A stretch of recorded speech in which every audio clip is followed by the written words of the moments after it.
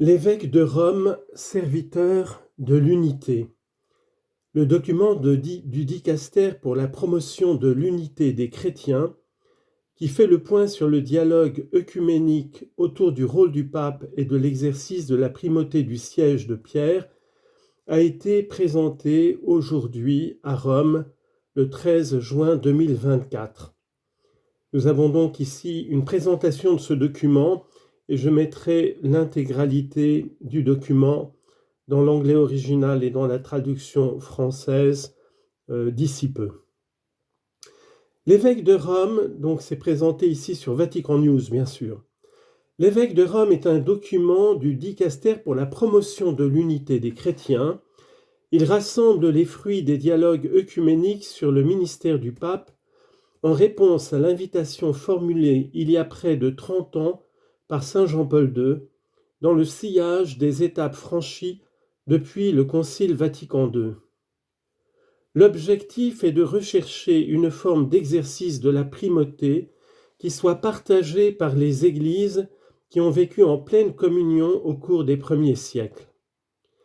Bien que tous les dialogues théologiques n'aient pas traité le sujet au même niveau ou avec la même profondeur, il est possible d'indiquer quelques nouvelles approches des questions théologiques les plus controversées. Relire les textes pétriniens. L'un des fruits des dialogues théologiques est une nouvelle lecture des textes pétriniens qui sont historiquement devenus un obstacle à l'unité entre les chrétiens. Les partenaires du dialogue ont été invités à éviter les projections anachroniques de développements doctrinaux ultérieurs et à reconsidérer le rôle de Pierre parmi les apôtres. Par exemple, une diversité d'images, d'interprétations et de modèles dans le Nouveau Testament a été redécouverte, tandis que des notions bibliques telles que l'épiscopat, ou ministère de supervision, la diaconie et le concept de fonction pétrinienne ont aidé à développer une compréhension plus complète des textes pétriniens. L'origine de la primauté. Une autre question controversée est la compréhension catholique de la primauté de l'évêque de Rome comme une institution de droit divin, alors que la plupart des autres chrétiens la comprennent comme une institution seulement de droit humain. Les clarifications herméneutiques, lit-on dans le document, ont contribué à placer cette dichotomie traditionnelle dans une nouvelle perspective, considérant que la primauté est à la fois de droit divin et de droit humain, c'est-à-dire qu'elle fait partie de la volonté de Dieu pour l'Église et qu'elle est transmise à travers l'histoire de l'humanité. Les dialogues ont souligné la distinction entre l'essence théologique et la contingence historique de la primauté et ont appelé à une plus grande attention et évaluation du contexte historique qui a conditionné l'exercice de la primauté dans les différentes régions et périodes. Vatican I. Les définitions dogmatiques du Concile Vatican I constituent un obstacle important. Certains dialogues œcuméniques ont fait des progrès prometteurs et entreprenant une relecture ou re-réception de ce concile, ouvrant de nouvelles voies pour une compréhension plus précise de son enseignement, également à la lumière des contextes historiques et de l'enseignement de Vatican II. Ainsi, la définition dogmatique de la juridiction universelle du pape a fait l'objet d'une lecture différente en identifiant son extension et ses limites. De même, il a été possible de clarifier la formulation du dogme de l'infaillibilité et même de s'accorder sur certains aspects de sa finalité en reconnaissant la nécessité dans certaines circonstances d'un exercice personnel du ministère de l'enseignement, étant donné que l'unité chrétienne est une unité dans la vérité et dans l'amour.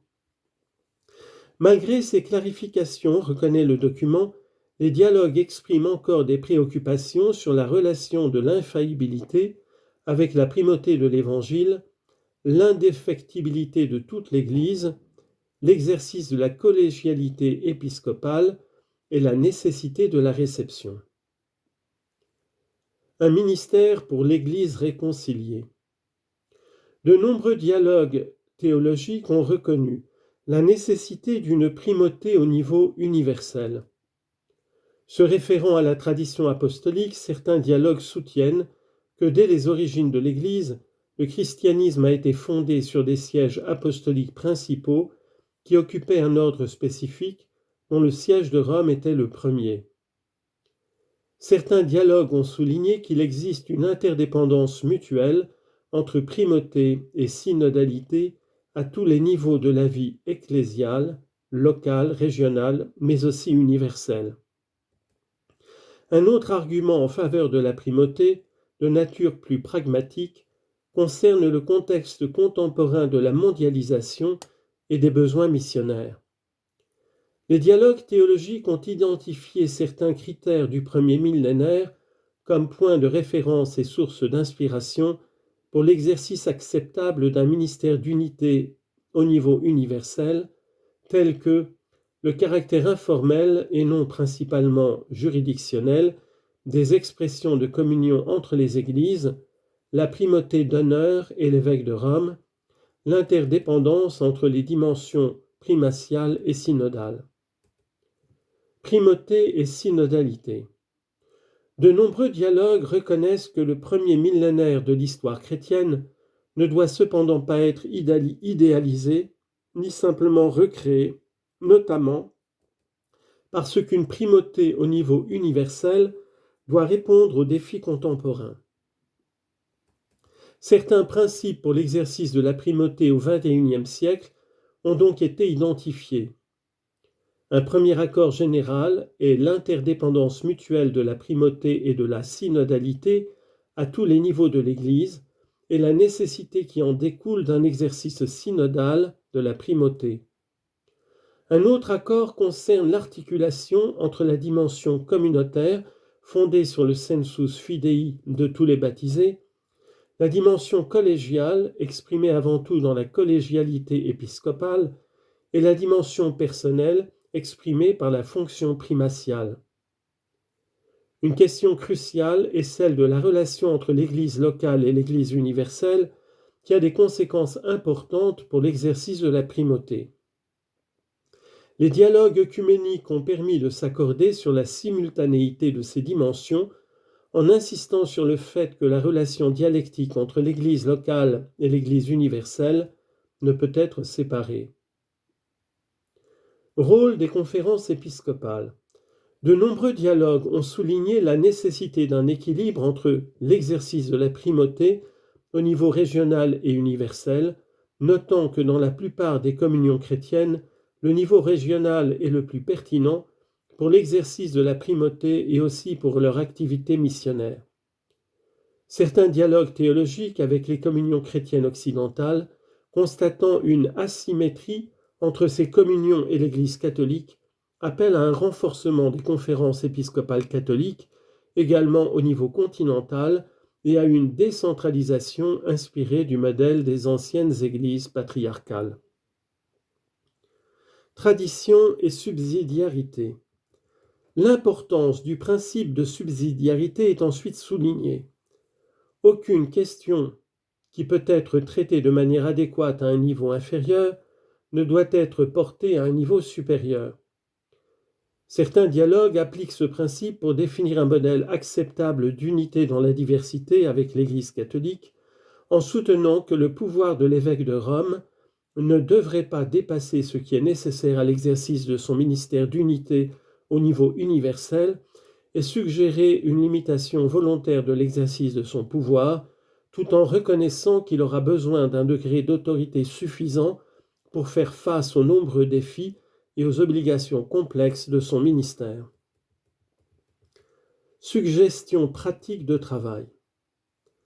Une première proposition consiste en une nouvelle interprétation par l'Église catholique des enseignements de Vatican Ier, avec de nouvelles expressions et un nouveau vocabulaire fidèle à l'intention originelle, mais intégré dans une ecclésiologie de communion et adapté au contexte culturel et œcuménique actuel. Il est également suggéré d'établir une distinction plus claire entre les différentes responsabilités de l'évêque de Rome, en particulier entre son ministère patriarcal dans l'Église occidentale et son ministère primatial d'unité dans la communion des Églises. Il convient également de mettre davantage l'accent sur l'exercice du ministère du pape dans son Église particulière, le siège de Rome, le diocèse de Rome. La troisième recommandation concerne le développement de la synodalité au sein de l'Église catholique. En particulier, il a été suggéré de poursuivre la réflexion sur l'autorité des conférences épiscopales catholiques nationales et régionales, de relation avec le synode des évêques et la curie romaine. Au niveau universel, il souligne la nécessité d'une meilleure implication de l'ensemble du peuple de Dieu dans les processus synodaux. Enfin, une dernière proposition concerne la promotion de la communion conciliaire par des rencontres régulières entre les responsables des églises du monde entier et la promotion de la synodalité entre les églises par des consultations régulières et des actions et témoignages conjoints entre les évêques et les primats.